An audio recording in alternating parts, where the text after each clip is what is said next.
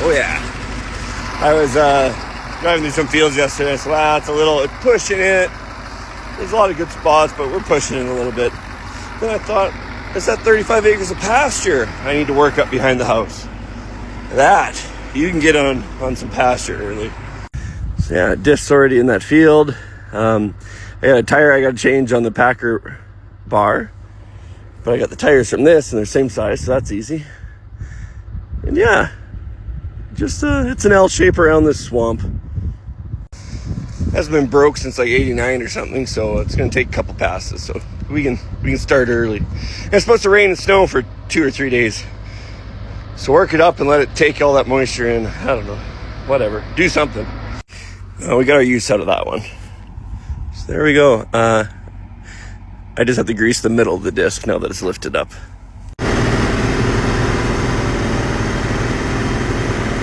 Packer bar ain't doing too much this first pass, but too much of a pain to unhook and rehook. Well, I don't want this wrapped around everything. Thank you, Jack, for catching that. You know, from a distance, it doesn't look like you're accomplishing much, but this stuff is so root bound. We're still cutting in though, just not throwing it over. But when you come and do another pass, that's where you really see some results. And the thing's a stupid size. Like it comes in, then comes around to where we started down there. And it's riddled with little sloughs everywhere.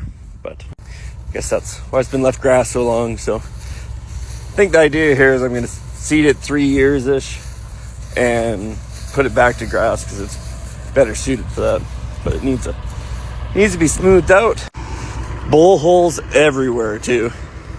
So I'm sure someone's thinking it'd be easier to just seed it direct to, for the first year. Maybe. So you hit one of those with a sprayer and rip a wheel off of it. So it needs to be smooth. And it'll take 3 years of working to get it actually smooth. Things are going smooth. A little too smooth. Coolant hose decided to spit a bit. Ow! Yeah, who would have thought that would have been hot? So I just looked it up on Agco, and there's 2 top rad hoses. One's $55, one's $65-ish. Might do them both. The other thing is green coolant in. We probably lost half of it, so maybe we'll drop the coolant too. Yeah, just called Pentagon. All 3 hoses rush ordered tomorrow morning. It's going to be like $230, $240, somewhere in there. Not a huge deal. The coolant is probably going to be damn near that much. So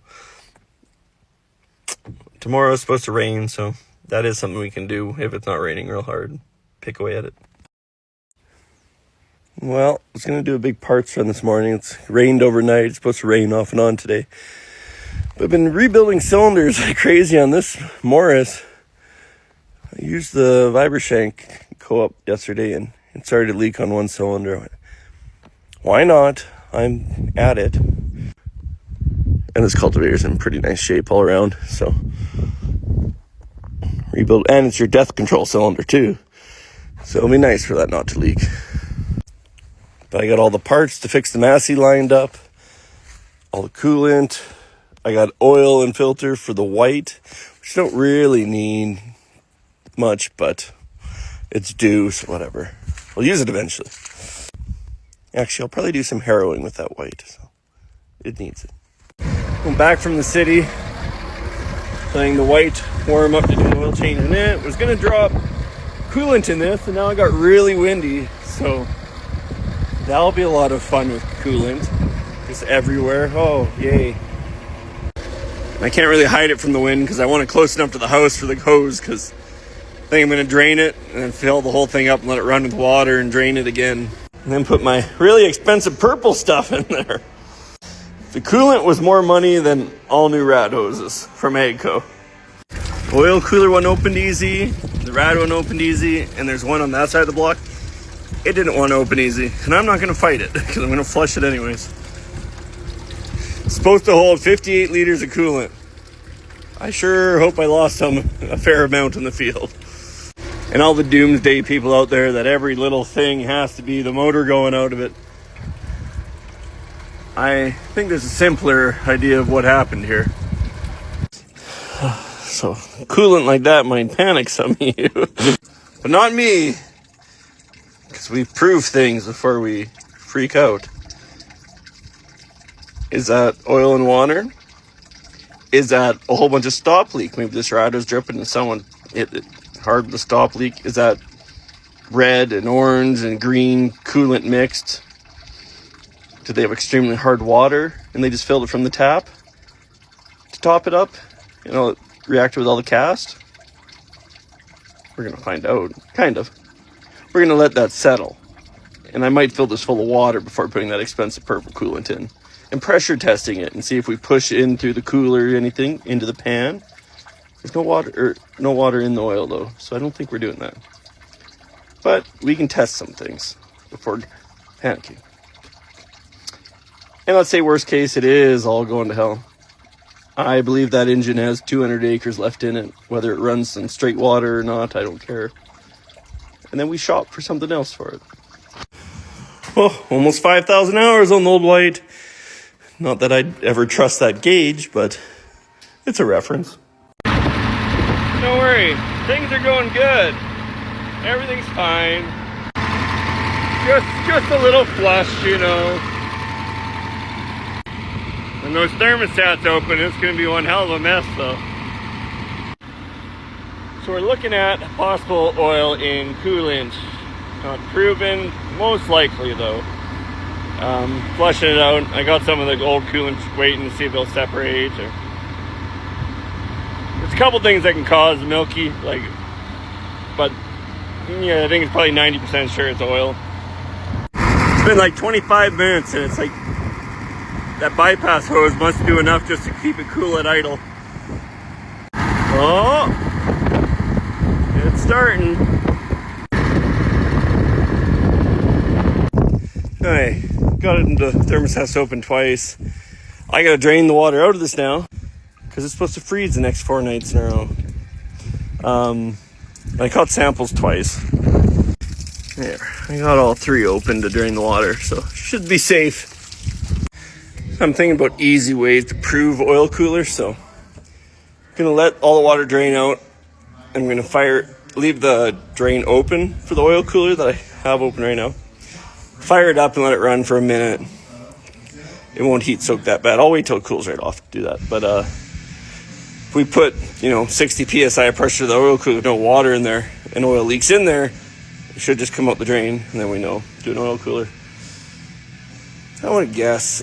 It did blow a rad hose, but it blew a rad hose right where a bracket was rubbing the rad hose out for years. So I'm not going to jump to head gasket. I'm going to prove. But if we get no oil coming out of that, I'll put the other rad hose on. We'll fill it up with water one of these days and pressure test it. Let's prove what it is, not wild guesses just because it sounds dramatic. Prove things. Although my 3 tests aren't looking promising, it's slowly separating. It'll be interesting what that looks like in 2 days or so. My only problem now is thinking of spots where water might be sitting. Like these thermostat housings, they were full of water. Plug on each side. Whoa, just blew out the heater core lines. That's a bad sign.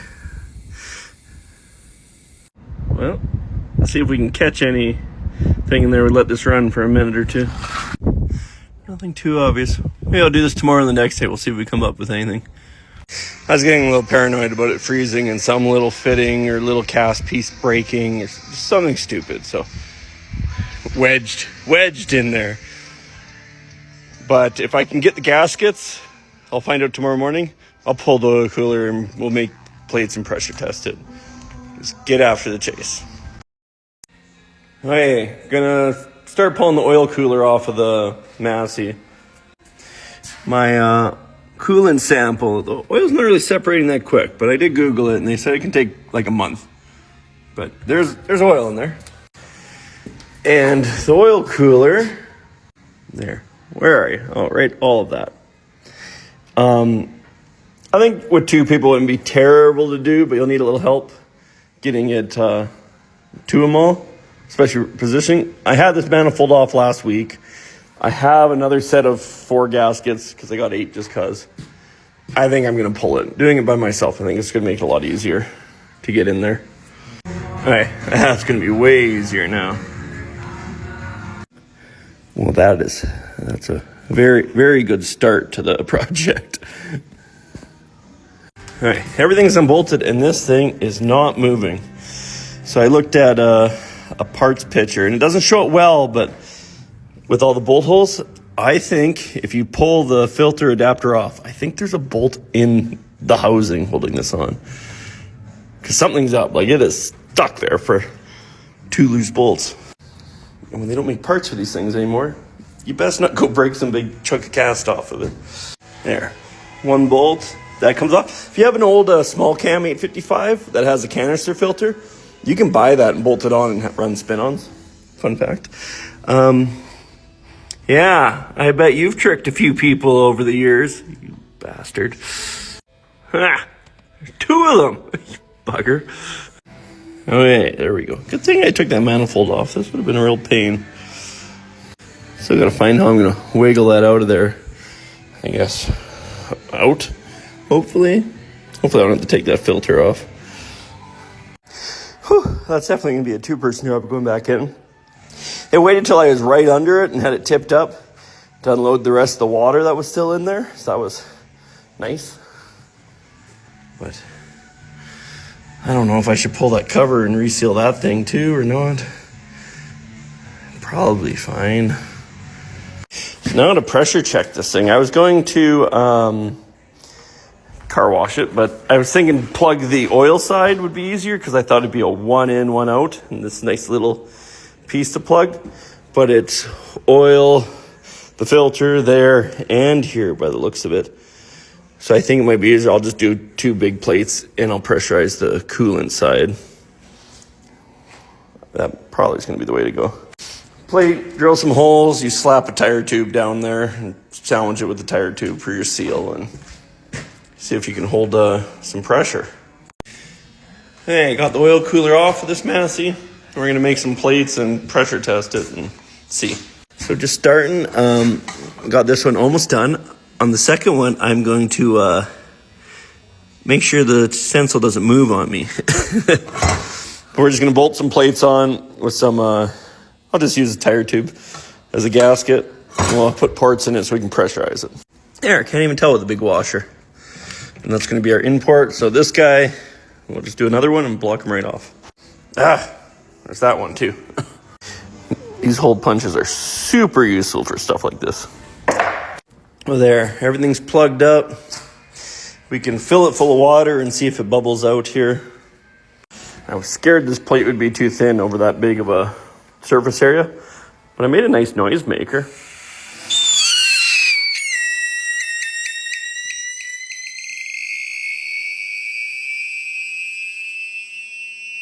Yep, that's something. Hey, I'll redo this plate in something thicker. We're good everywhere else, though. Couldn't find a nice piece of scrap. Cuts in it and that, so I just doubling up and threaded right through the 2. I can't get it to seal up perfectly, so there's a little hissing, but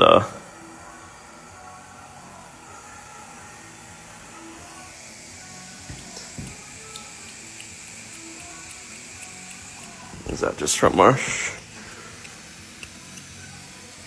Yeah, I think that's leaking. Yeah, that's my plate leaking.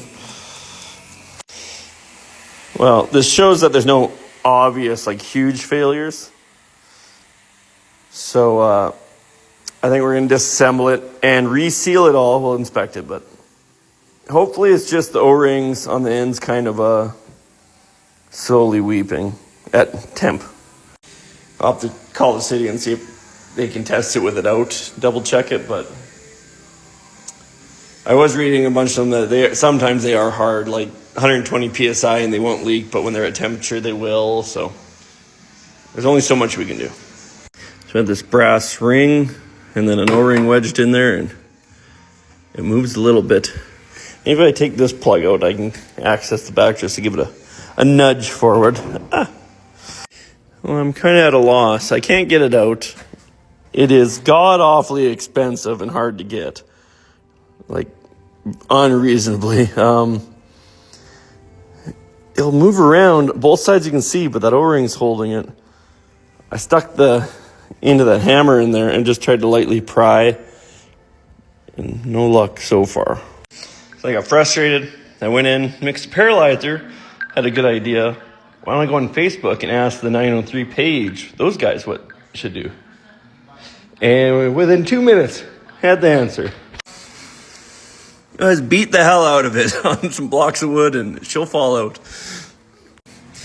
And the one guy in there was saying it is super common for those seals to go out at the end and just start slowly leaking. So I'm feeling optimistic. Because Cummins wants $8,000 for that. So I'll put a new motor in the damn thing before that happens. Okay, so all the seals showed up for the oil cooler. I think they did. I got boxes of seals. There better be enough here. But it's been down for 2 weeks, maybe? That's much oil separated. So there's a good chance there's just a lot of garbage coolant in there. Like some oil, but not an alarming amount.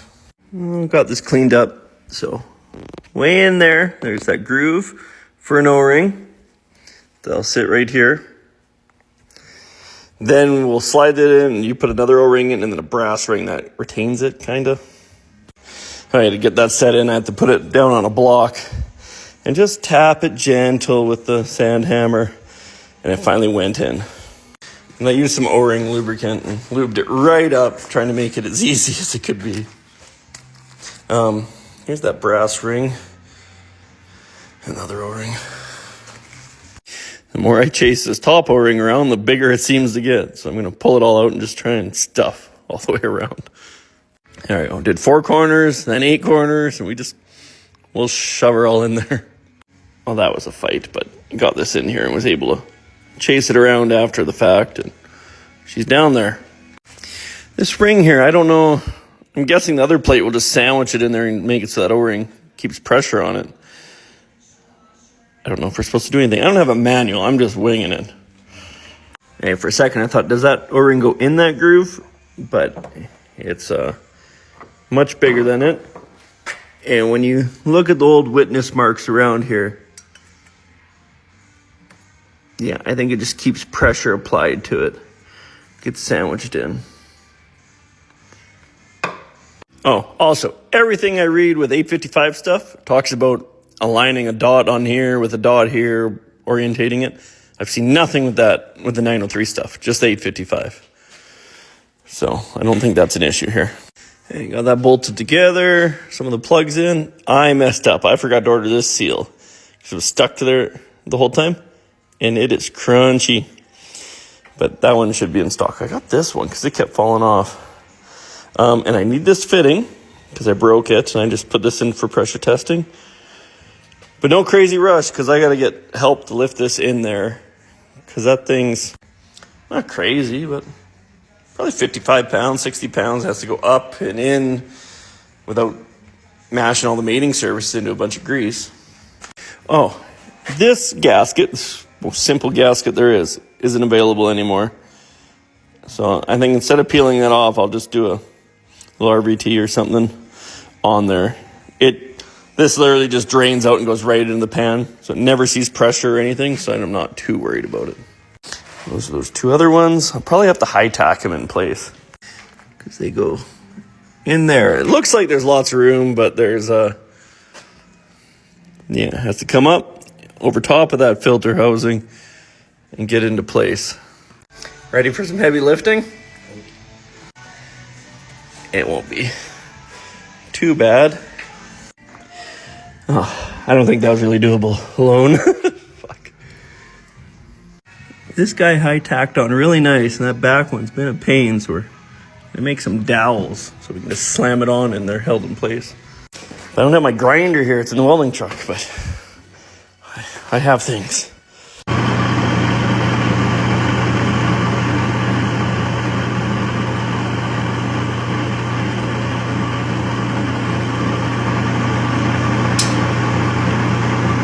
Much better. Yeah. The dowels are a lifesaver. You need to use dowels. We were doing good timing until I stood up underneath that step in the center of my back. I think I'm going to quit, just be an operator like Blade. Oh, yeah. New truck. Oh, I'll trade you. You fix this. You drive the Chev. I'll drive that and sit in a Bobcat. No, thank you. Well, there we go. Blade helped me with the hard part. So I still haven't picked up that fitting that I broke off. And there's 2 seals that go in for that adapter to go on. I forgot the one, so it's ordered sitting in the city. So get that seal. I need to get another filter. I left this one laying on the ground, so get another oil filter, that fitting, and then we can kind of put the side together. And I'm not in such a panic anymore now that I know that case can do most of the tillage. This really just is needed for this 35, 40 acres out back. It's a little much to ask for in the case. Well, she's windy, but we did get some rain last night. Well, it's something. Try and hide from the wind. So I think the plan is, I know I don't have enough Roundup to finish doing that wheat, so I should run and grab that today. A couple little things like that, and then get on the Massey. It's hiding inside, out of the wind, but go look at some fields first. All right, got my running around done. Let's do a little bit of work on here. Slap this oil-filled adapter on now that I got all the seals, and then where the cooler drains to the block, I got seals for that. And got that on. This is the only one we couldn't get the gasket for, but the gasket stayed on, and this is really nice. So we're just gonna do a little bit of the right stuff. These are new O-rings. These slip in. I'll show you. That goes together, and it bolts up there, and it slips in there and drains into the pan. And that stuff you're supposed to let set up 60 minutes, then tighten it down. So in that time, maybe I'll run to town and get this fitting that I've ignored for 2 weeks that I keep saying I'm going to get. Well, they had nothing in town, so I found it on Amazon. It'll be here tomorrow, so I guess I'll find something else to do. Actually, I can get in there to put that together with this exhaust manifold still. If it's on, I might as well slap it on. Holy, that was 100 times harder than the first time for some reason. But got them in, typical, anything ahead, any flat surface except for the middle, work your way out and push that metal out to the sides. There, got things tightened up. We'll have to run it before we let it do a heat cycle, cool down, and torque it all and fold over the locking tabs. See? Yeah, tomorrow I'll get that fitting. We'll wait. I'm done. Hey, back in the shop with the Massey. Finally got my little fitting I kept forgetting to get.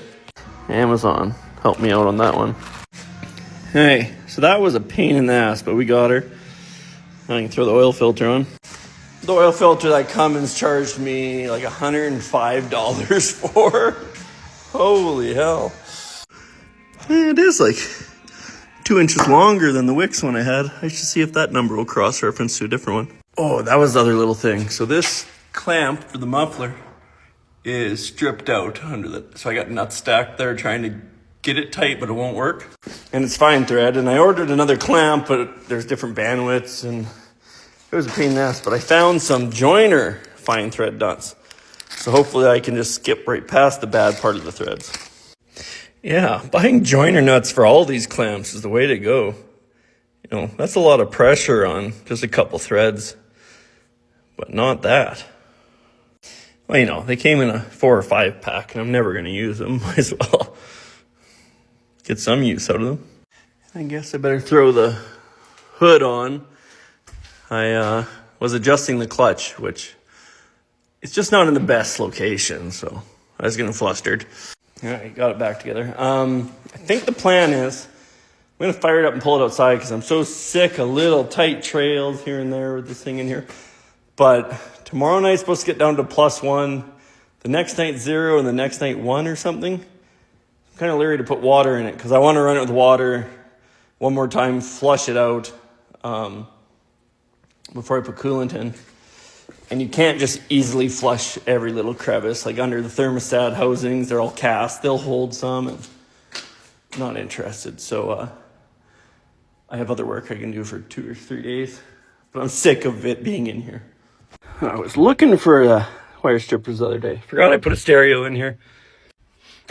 Been in here for too long.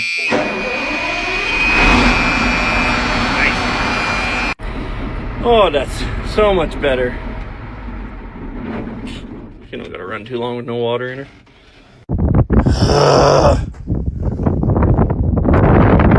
Why?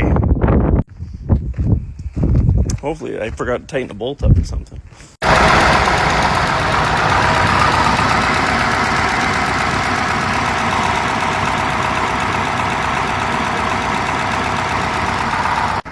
Whoops. Those 2 tight ones in the dark, hidden in the corner. They were a little loose. Nothing says success like a snail trail out of the shop. Oh, the shop feels huge, even though it's still way too small. Well, I think it's about time we put some water in this old girl. Picked up some oil to make up for some whoops, but we're gonna flush it once or twice, or put some water in it and run it for a couple hours, and then dump it and see what we find with it. Step 1 is get it close enough to the hose. Those look like skidoo kegs to you? Look like it to me. I'm thinking all the drains are open on the engine, but we'll find out soon. That one. Oh, got another. I just ate to eat more and I'm choking on peanuts. Okay, we'll live. And this new hose I put on is apparently leaking too. Everyone's first impulse is to put like Dawn dish soap to help rinse it out. There's foam's too much. Laundry detergent, which is mostly just borax. Well, we can get it good and warm and let's cycle a couple times. See what comes out of it. Well, both thermostats have opened up on it, finally. These things never warm up till you put them to work. I might go hook the disc on it. I think there's 8 acres left to do 1 pass on that little piece. It's gonna take multiple passes, but get it good and warm, bring it back to the yard and drop it. Some of the other things I fixed are working good. Like I adjusted the clutch so now it's not rattling the whole time. And I adjusted all my power shift linkage since I tightened up and rebolted up the drop box tranny. It made me lose 1 gear, but now I got all 3 again. Good.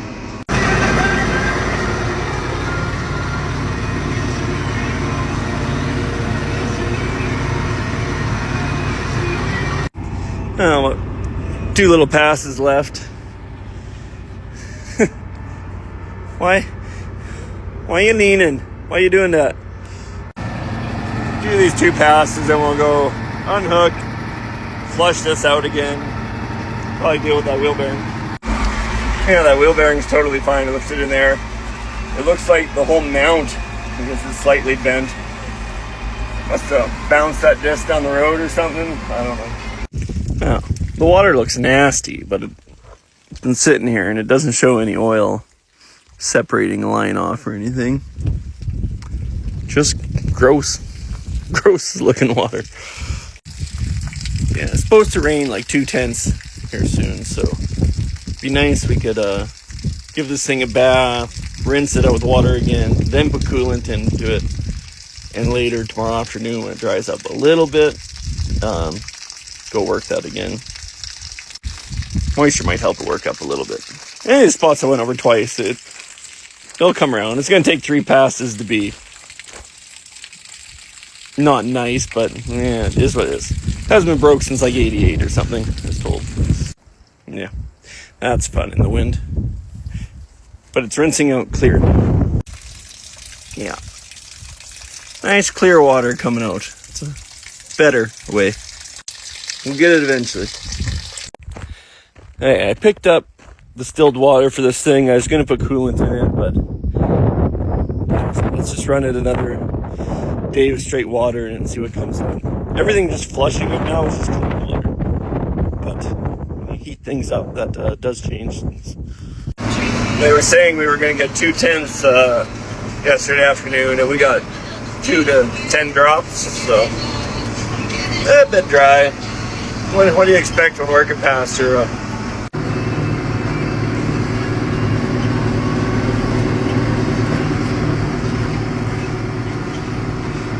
Well, stop for some fuel and retorque the exhaust manifold and fold all the tabs over on it.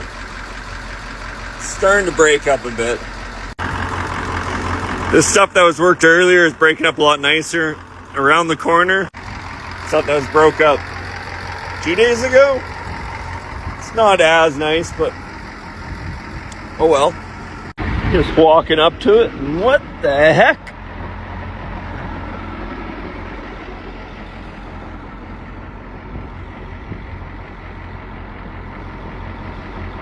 Huh.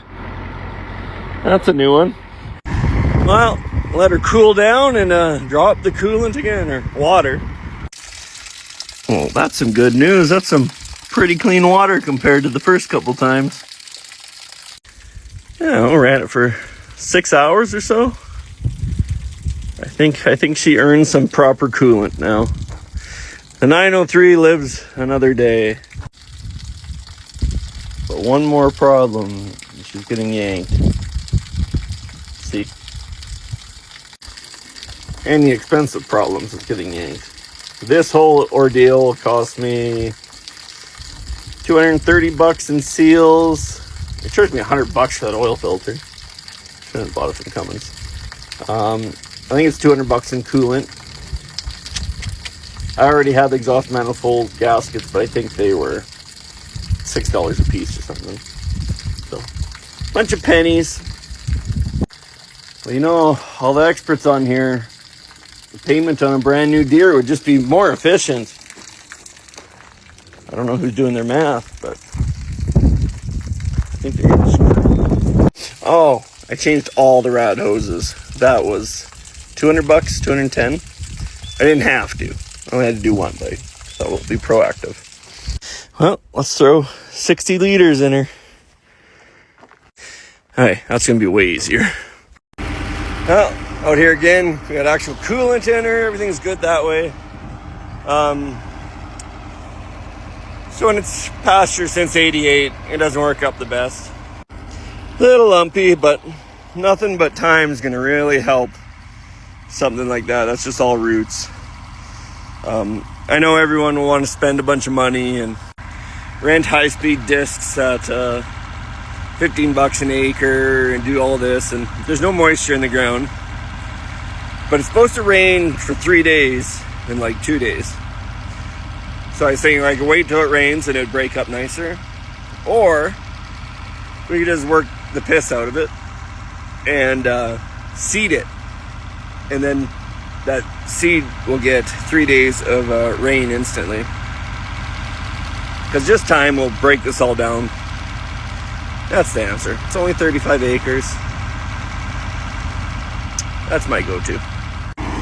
But we will run around today and get the edges better. Like in there, that's not terrible. It is what it is. Oats are real forgiving with seeding. But around the edges, you get stuff like this. We'll clean that up. Well, wasn't that fun? Squealing down there. There we go. It ain't perfect, but oats is so forgiving to seed into. All the stuff you can see from the road worked up pretty nice, and the stuff out back is a little rougher, but I think with the feeder steers, we're going to go heavy on what this land, like the pasture, can handle. In worst case, we'll electric fence off chunks of the back part of the oats and let them in there. But yeah, let's get this rig out of here. We'll get the drills vacuumed out. I think there's a little barley left in the 3-ton. I'll go ditch that at elevator and get the oats into the 3-ton. I paid $10.50 for it. I'm going to sell it for $6.50 or something. Money making deal.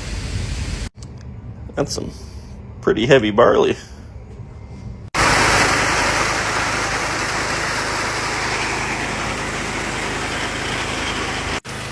gonna weigh it. I can't remember how much I cleaned. I think those carts hold about 200 bushels of wheat. It was almost full. I don't know. Weigh it, then we'll know. Pretty nice oats. I took a sample in, and one person said that it wasn't white enough for pony oats. And I fucking laughed. Oat buyers are such a joke. They'll just make up any excuse. Oh no. Well, why not? Well, we think this. Yeah, sure. Well, I got, whatever. You don't need to see it. 214 bushels to seed 40 acres. I should be able to do it. Even if I open it wide open, I don't think I can bugger this up. Yeah, you never know, actually. So, I'm terrible at late in the day, like, getting closer to supper time. Oh, start a new project, like, set these drills up and start seeding. Oh no, we'll just wait till tomorrow and then seed. Terrible for it, so I'm gonna try and seed some. There's probably enough time I could just finish the whole thing, but lazy some days. Bucket in the corner. Went and did my markers. I guess 155 feet is 1/10 of an acre for this rig.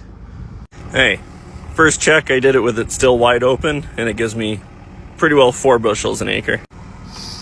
I want to seed heavy because the seed bed is terrible, being a bunch of sod. So some's going to get buried under a big clump, some's going to get thrown on top. I don't know if I need to go 4 bushels heavy. Maybe we'll just knock it back a couple notches and try and get 3.5, somewhere in there.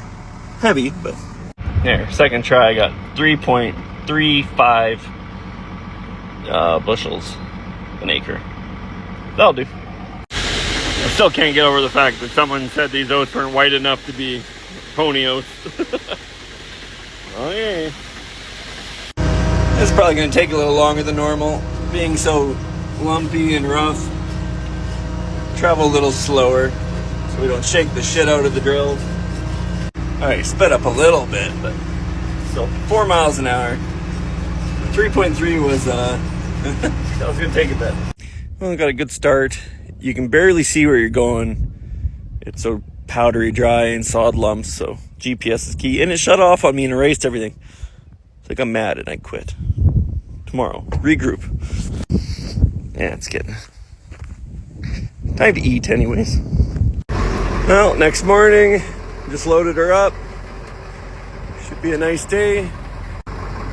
Should only have 25 acres to do. Not much. Nice and easy.